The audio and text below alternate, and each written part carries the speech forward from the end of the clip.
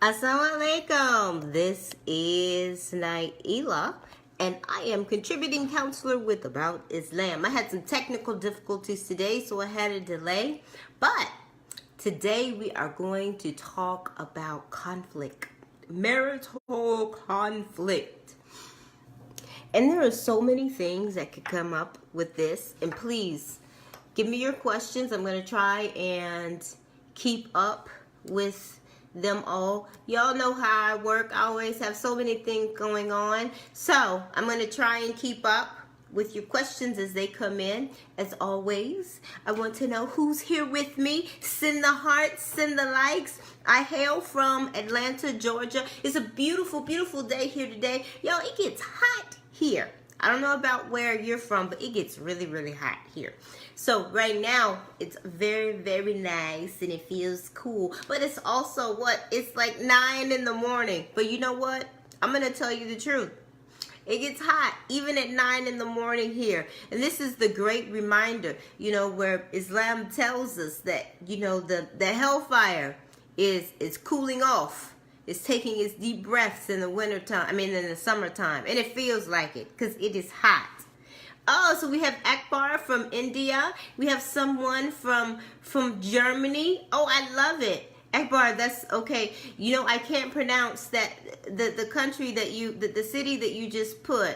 I know India, but the Gujarat, I can't say it. I'm not even going to try it because I would tear it up, okay? So out of respect, I'm just going to be respectful that you come all the way here from India to join us today. And so I'm really, really glad about that. Sometimes it can be, one of the things, people will say, well, I can't say your name, Naaila, and they'll just jack it up. But I think that it's so important. It's so important to be respectful of names and places and those types of things. So we are going to talk about marriage problems and how to fix them. How to fix them. Whew. That's a rough one.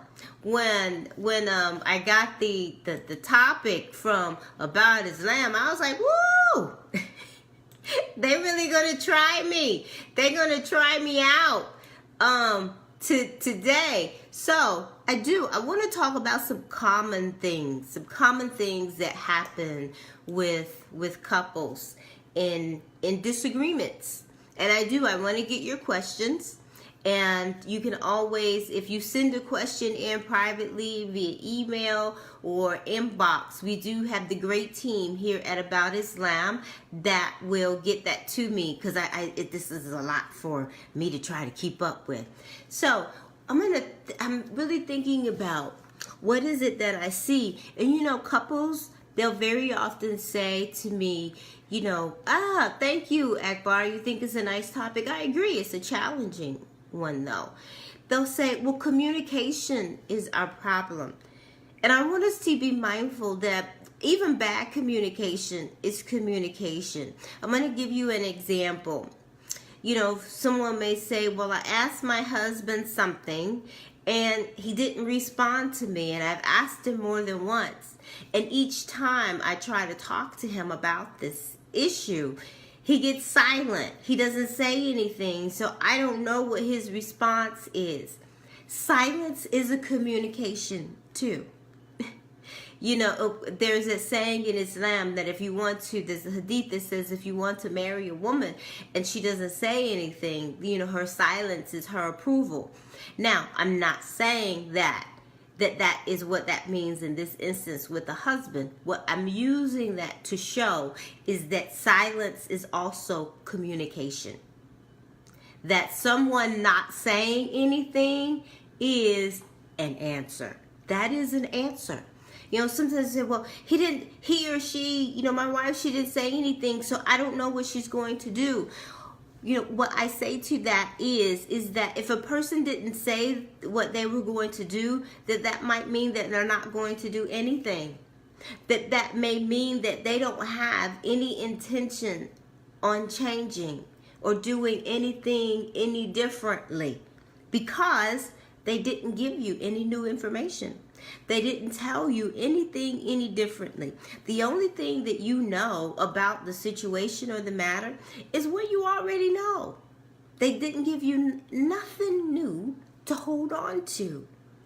So don't try and wait and try to create it and hope that it's going to come. Because folks, it might not. That silence, it may be your answer. All right, so now how do we get beyond the silence? What do we do? What do we do to get beyond silence or sometimes avoidance? You know, couples will do this. You ask your wife a question and you ask her to do something and she says, Inshallah, and she never does it. You know, inshallah is, you know, you are actually making a dua and you're giving your word for something, and not to follow through is quite serious, or at least to try to follow through, because surely it's by Allah's decree what will happen. But to try to follow through, you know, it looks like your word may not be any good. So what do you do when someone does what I call inshallah you away? They give you that answer and it's just, let me tell you something so you'll just go on. What do you do in that instance? You know, one of the key things that you can do is hold someone accountable. Get a timeline. Okay, you're telling me you're going to do this. Do you know about when? You know how long it's going to take you? Do you know what you will need to get started? Do you know what it is that you plan to do? Don't just accept those short answers. You actually deserve some clarity and some insight. You know, one of the things that I love about Allah is He doesn't really do much with doubtful matters. Allah, He is so clear. He is clear about what is haram. He is clear about what is permissible. He is clear about what is makruh, what is undesired. And even the things in the Quran that He tells us, you know, the 3 words in the Quran that He tells us, I'm not going to tell you what that is. He's even clear about telling us that He's not going to tell us. He's very clear. He doesn't want us to waste our time on things that are not a benefit for us. So that's the beauty of how Allah loves clarity. He really does try, even when we do something beneficial, He is clear. He will even be very, very specific, and He will tell us, this is what your reward is for that. This is what your benefit is for that. Allah loves clarity, and this is the beauty of Islam. And so I believe that if Allah loves clarity, and He tries to ensure that He gives clarity in the relationship that you have with Him, it is a duty for us to try to ensure that our relationships reflect that as well. And so we owe clarity to each other. And this is why I'm saying, go and give the other person something to hold on to. Don't just inshallah or be silent. That's not nice.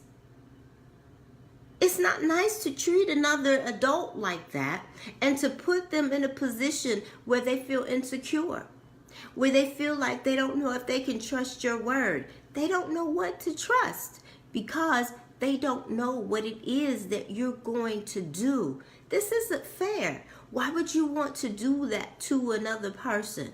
Do you work your job and not know how much you're going to get paid?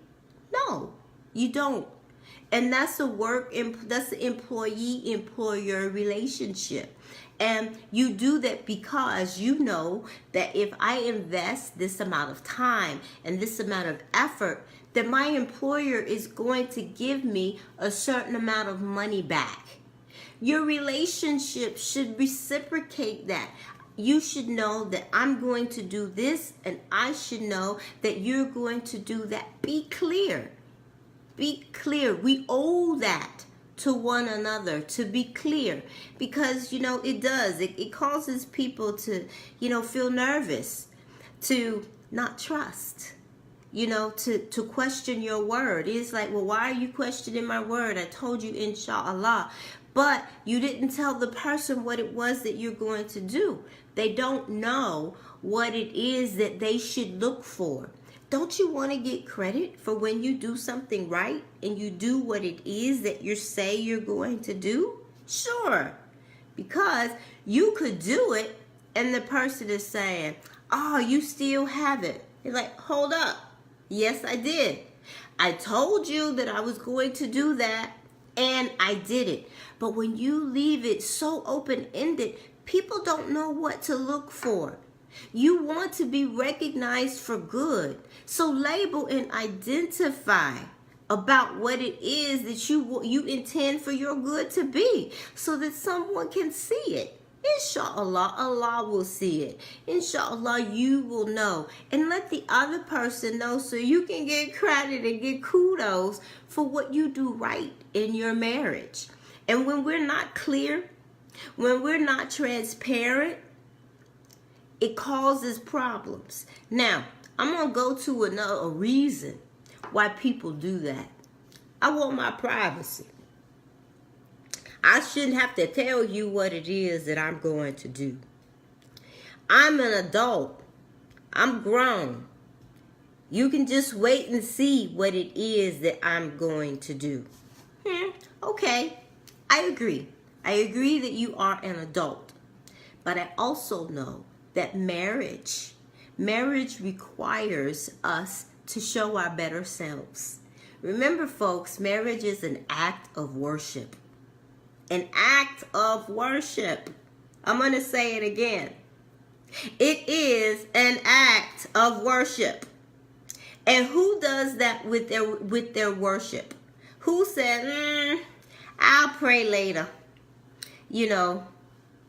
I'll get to it. Inshallah. And then, Thul goes by and Asa goes by and Maghrib goes by, and Allah knows that that's what I intended. I meant to. Then I just got busy.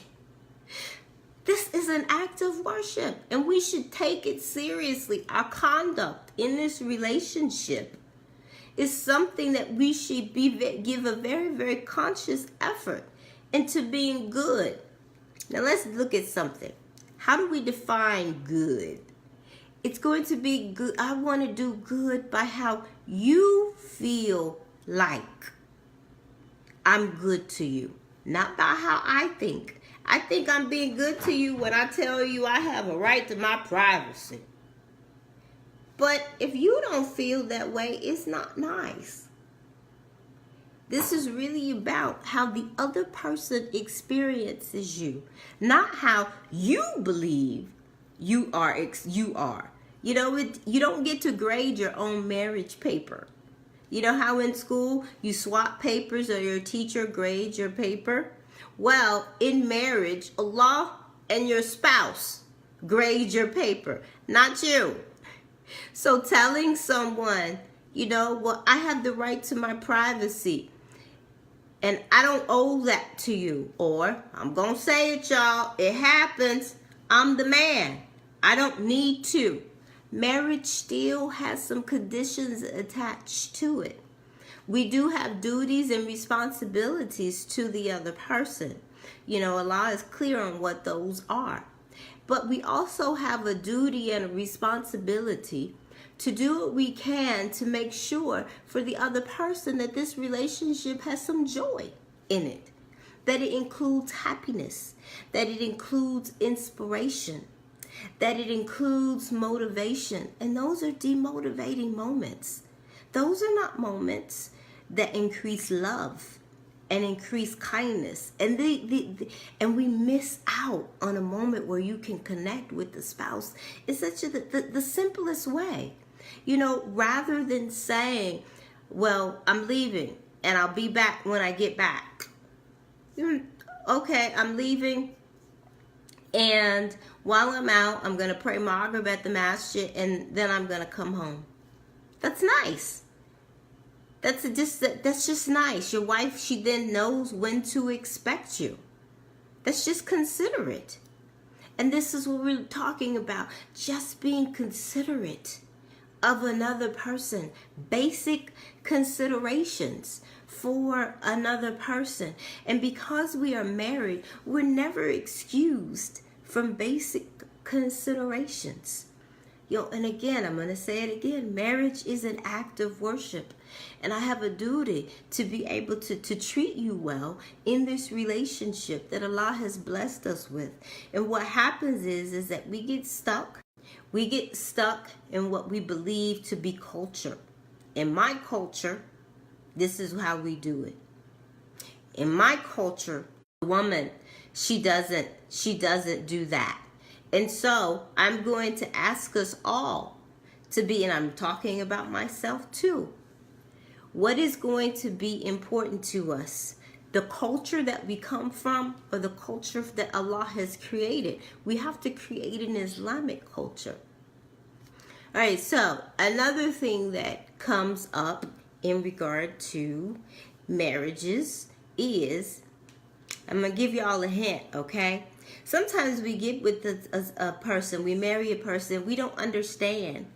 Well, I didn't grow up like that. My parents, when they disagreed or they had problems, this is what they did. And my wife, she won't do that. And when I was growing up, this is what I saw. I need for you to dismiss and forget what it is that you saw. Take what you learned that was good and use it, but don't apply it to this person. This person didn't grow up the way that you grew up.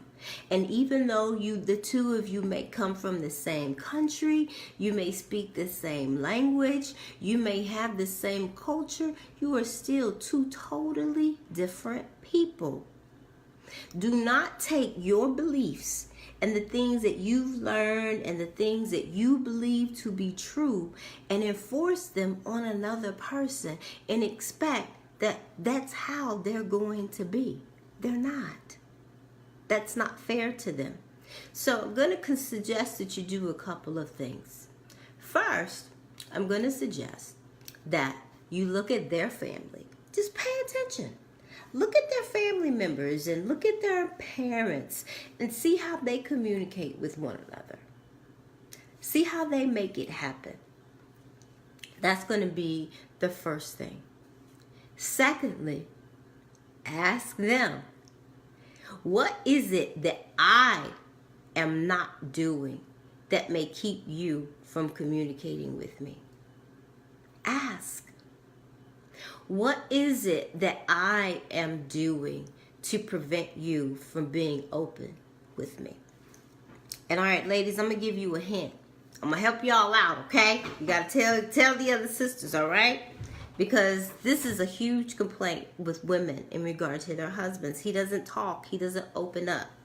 Okay, I'm going to give you a couple of mistakes. I'm going to give you a couple of things that you do and how you can fix it, okay? So one of the first things is that you want him to be honest and open with you. And then just as soon as he does, he gets punished. And he gets punished a long time. You don't want to talk to him. You withhold sex from him. You walk around with a bad attitude. He thinks that the two of you may be good. And here it is 3-6 months later. He's still hearing about the incident. You know, you can have natural outcomes. You can actually be upset. You can be hurt. You can cry.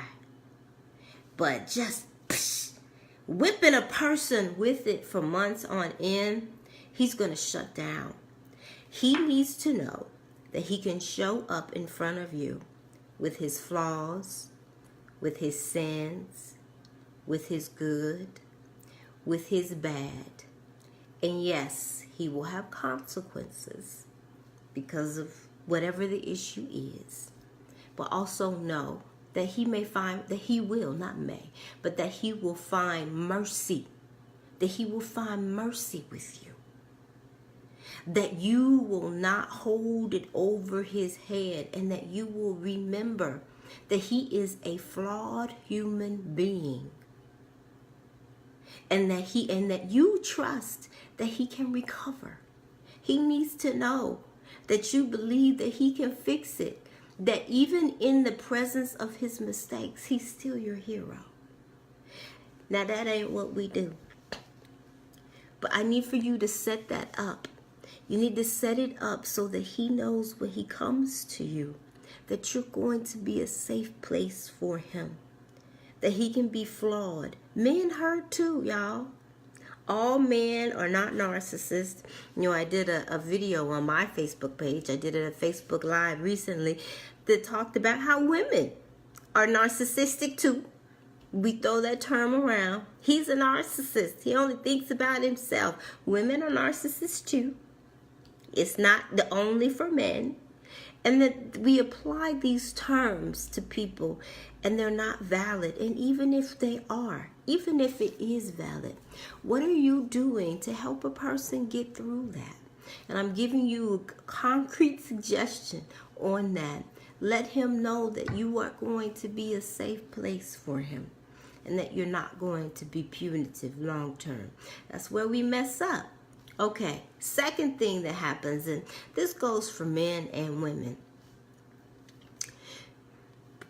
You ask your spouse to tell you the truth, to talk to you about a situation. And your husband or your wife, they do. But you don't like the answer. That can't be the truth. It has to be more to it than that. Oh, it can't be that simple. And you're looking for more. And there really might not be. If you ask a question, you will have to accept the answer. You don't get to dictate and determine what the answer is going to be. The only thing you get to do is to give your question. They are responsible for the answer. Now, it's surely good to be curious and to ask for more information. Tell me a little bit more about that. I want to be sure that I know what it is that you mean. You can do that to, just probe and to see if you can get more. But to just say, I don't believe it. That's not it. I mean, you put a person in a position where they're like, well, I don't want to talk to you. And they don't. And they don't talk to you. Okay? So, those are some things. So, I'm gonna check and see if you guys have any questions for me. Oh, Tammy, it stays with you for a long time. That's great. Alhamdulillah. I'm glad to hear it. I'm hoping that, that all of you get some benefit. That you get some benefit from the things that we're talking about today. So I'm looking to see if you have, wait a minute. My husband is abroad, and it looks like he doesn't care about me and my daughter. He hurt me on the phone. He hurt me so many times on the phone, and I end up blocking him. I'm not talking to him. Did I do it right? Or should I continue calling him even though he's rude on the phone? Okay, that's a hard one because, Allah doesn't want or expect you to be oppressed or to be mistreated. And because he is abroad, and I don't know for how long he has been, it is difficult. Long distance marriages are hard. And we have no idea what he may be dealing with in this situation. But I know that this is definitely hard for you. So this is what I'm going to say to you. Because see, we automatically think, and we automatically think that the other person totally understands how to treat you, how to be kind, how to fix a mistake. And sometimes people don't. Sometimes we actually have to be very, very clear. Okay, she said he's there for 3 months dealing with family problems. Okay, thank you. Thank you, Louisa. Sometimes we don't know. We don't know what the person, okay, he's dealing with family problems. I mean, he's not there under the best of conditions. So I'm going to suggest this, saying, and I don't know what's been said to you, but saying something like, I heard what you just said, and that didn't feel good to me, and you're away right now, and I really want us to be able to use our contact for something good. And when we say things that hurt each other, and I'm talking about myself too, we don't do our marriage of any benefit. So I'm going to ask that when you speak to me, could you say it like this and give him an example of what it is that you would like to hear? And say, and I'm going to be sure that I'm going to be the first person to do it. I'm going to start myself. Now, this is going to take some time. You're not going to say it one time and he's going to get it. Human beings don't work like that. It's going to have to be some practice. And I want you to, one of the best ways that we can get what it is that we want from someone is by practicing it. Now, this is going to be the hard part for you, sister, is that he may, after you could say that, and afterwards he may say something that's even more hurtful.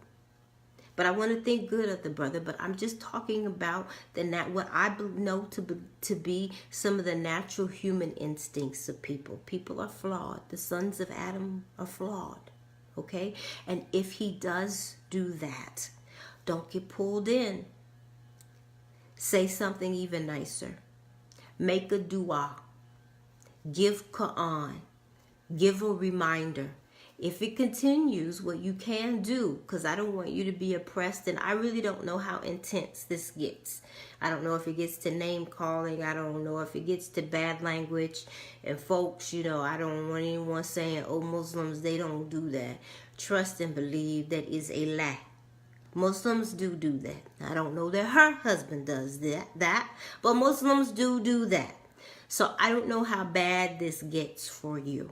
So if it gets to a point that it is too hurtful and the reminders and the things that you're doing are not working, then what you can say is, I've tried, and right now I've extended myself, and I'm going to hang up, and I'm going to give you a call back in 24 hours, and I'm hoping that we're going to be better then, inshallah. And hang up with to set boundaries. You have to set some boundaries. That behavior is not acceptable.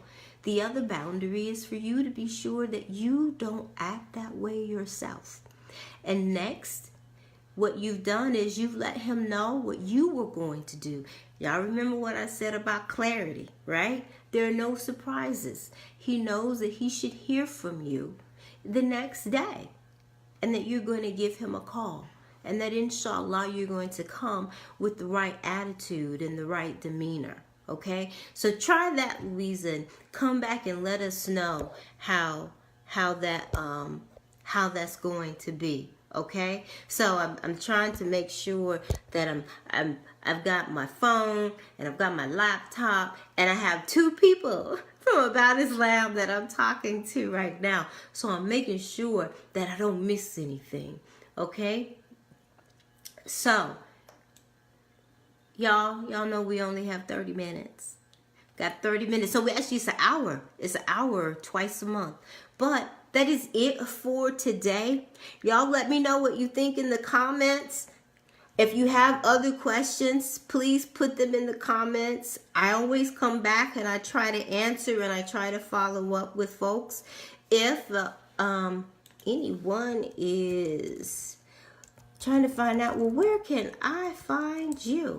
Okay, I just put my own website up there, www.thatclaycouple.com. I actually work with my husband, but I also do stuff by myself because, hey, that's how we got here, right? I have so enjoyed you today. Well, you said Jazakallah Khairan. Thank you so much, sister. You are welcome. I appreciate your honesty and your candor with your question. Why I appreciate you, because to come here and to and to, you know, put yourself out there like that, because I assure you someone else is having an issue that is very, very close to your own. So I appreciate it. Thank you so much. All right. You all have a blessed day. May Allah, may He send the angels to give you comfort. May He grant you guidance. May He give you the courage to follow through on the guidance, and may He keep all of you on the straight path. Ameen. Assalamu alaikum.